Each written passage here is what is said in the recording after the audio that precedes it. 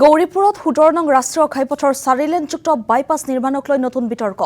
বিগত ৬ মাহ ধৰি সম্পূৰ্ণৰূপে বন্ধ হৈ আছে কোটি কোটি টকাৰ এই প্ৰকল্পৰ কাম। ৰাজস্থানৰ বালাজী কনষ্ট্ৰাকশ্যন কোম্পানীয়ে দায়িত্ব লৈছিল ৪ লেনযুক্ত বাইপাছ নিৰ্মাণৰ।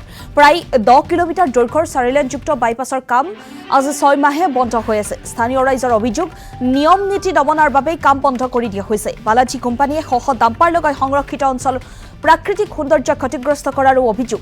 লগতে পাহাৰীয়া ৰঙামাটি আৰু গদাধৰ নদীৰ পৰা অবৈধভাৱে মাটি খনন কৰাৰো অভিযোগ। নিৰ্ধাৰিত সময়ৰ আগতে কাম শেষ কৰাৰ চেষ্টা কৰিছিল যদিও সেয়া বিফল হয়।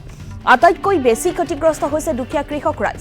আধৰুৱা কামৰ বাবে খেতিপথাৰত পানী জমা হোৱা আৰু যাতায়াত অসুবিধাৰ বাবে তেওঁলোকে খেতি কৰিব পৰা নাই। কোম্পানীয়ে নিজৰ খেয়ালখুচি মতে কাম কৰাৰ বাবেই এই অৱস্থা বুলি কৃষকৰ আক্ষেপ।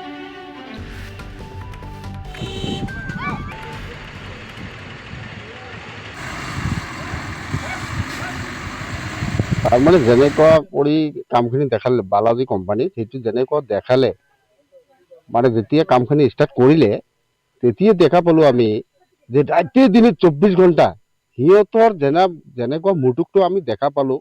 ইঞ্জিনিয়াৰ বা যিবিলাক আছিলে চববিলাক যেনেকুৱা মুটুকটো মই দেখা পালোঁ, মনে হয় এসপ্তাহৰ ভিতৰত কামখিনি শেষ কৰি দিব। ডাম্পাৰ, হাজাৰ হাজাৰ ডাম্পাৰ, মানুহ ক'ত এক্সিডেণ্ট হ'ব, ক'ত কি হ'ব সেইবিলাক এতিয়া তাৰ গুৰুত্ব নাই। কামখিনি শেষ কৰিব লাগে এনেকুৱা প্ৰচেছটো দেখাইছে। পাহাৰ কাটি শেষ কৰি দিলে, ব্ৰহ্মপুত্ৰ কাটি শেষ কৰি দিলে, বালু চালু যি আছে সবগুলি শেষ কৰি দিলে।